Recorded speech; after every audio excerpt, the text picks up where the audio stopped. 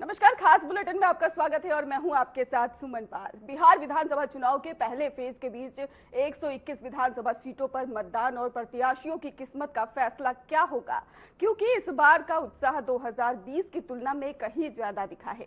दरअसल 2020 में ही पहले फेज की वोटिंग तो लगभग 57% रही थी और अब 2025 के आंकड़े क्या कुछ कहते हैं, चर्चा करेंगे। और इस बार जिक्र भी कर रहे हैं कि 2020 के उन आंकड़ों का वो क्षेत्र जिनमें सबसे ज्यादा सबसे कम वोटिंग प्रतिशत है।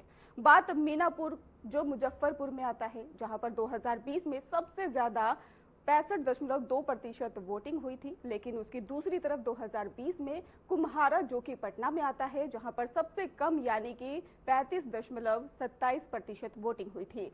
फिलहाल की तस्वीरें क्या हैं? क्या वोटिंग फीसद जो है रुझान देगा? क्योंकि 2015 में भी रिकॉर्ड वोटिंग हुई थी और सत्ता नीतीश कुमार के पास गई थी, जिसका मतलब है कि उच्च मतदान सिर्फ जन भागीदारी का संकेत है, सत्ता परिवर्तन का नहीं।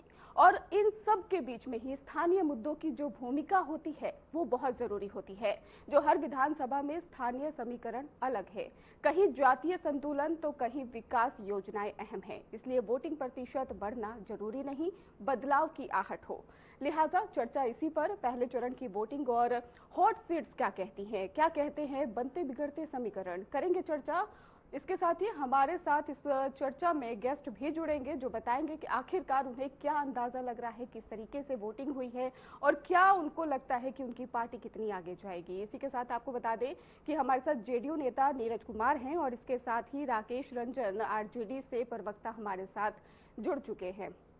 तो जिस तरीके से वोटिंग की बात कर रहे थे हम, तो लगातार हम उनसे प्रयास करने की कोशिश कर रहे हैं, वो लगातार हमारे साथ जुड़ने का भी प्रयास करेंगे और जुड़ेंगे भी। और इसके साथ ही आपको बता दें कि बिहार विधानसभा चुनाव को लेकर जो चर्चाएं लगातार चल रही थी, उसको लेकर अब वोटिंग भी हुई है। वोटिंग में कितनी हिस्सेदारी जो है, किसकी पार्टी कितनी आगे होने वाली है, किसकी पार्टी कितनी नीचे होने वाली है, ये सब कुछ अब चर्चा का विषय बन चुका है, क्योंकि सभी ने तैयारियां जो रखी थी जोर शोर से की थी।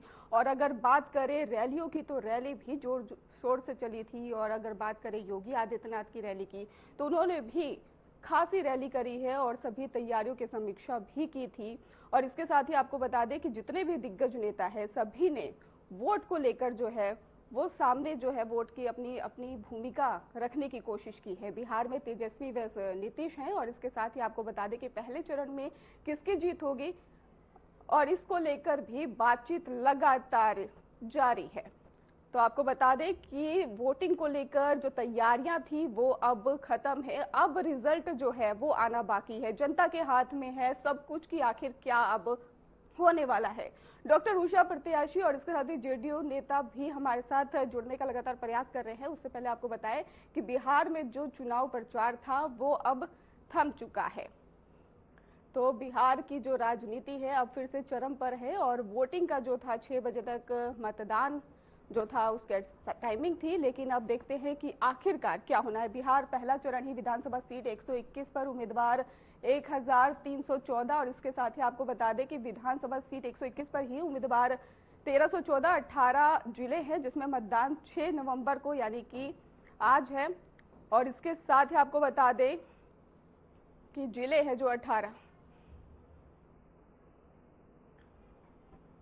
तो आरजेडी से प्रवक्ता राकेश रंजन हमारे साथ लाइव जुड़ चुके हैं। राकेश, आपका बहुत बहुत स्वागत है हमारे इस खास डिबेट में। राकेश, जिस तरीके से हम देख रहे हैं कि जो मुद्दे बन रहे हैं वोटिंग के लिए, सबसे बड़ा मुद्दा क्या देखा जा रहा है? जी, अभी वोटिंग का सबसे बड़ा मुद्दा जो है पलायन है। पलायन के मार्ग से जो त्रस्त है, पलायन है, शिक्षा है और बेरोजगारी है। ये तीन सबसे बड़े मुद्दे हैं। इसके साथ साथ स्वास्थ्य विभाग की जो भी बर्बादी है और भ्रष्टाचार है। तो हमारे 5 जो सबसे बड़े मुद्दे थे, लोग जो है हर व्यक्ति जो है, गांव हो शहर हो, हर जाति हर समुदाय, चाहे महिला हो पुरुष हो, हर व्यक्ति में अभी आप देखिएगा तो एक जो आप चीज समझ पाइएगा वो ये है कि सारे लोग में यह बनता है कि इस बार परिवर्तन होना चाहिए। हम जहाँ हैं, कई सारे विधानसभाओं में मैंने देखा भी, वहाँ लोग नारा लगा रहे हैं कि इस बार परिवर्तन तय है और पूरा बिहार महागठबंधनमय है, पूरा बिहार तेजस्वीमय है। तो आप बिल्कुल देखेंगे, राकेश जी, अगर बात करें हम सुबह से लेके अभी तक की वोटिंग, तो क्या अंदाजा आपको लग पा रहा है फिलहाल?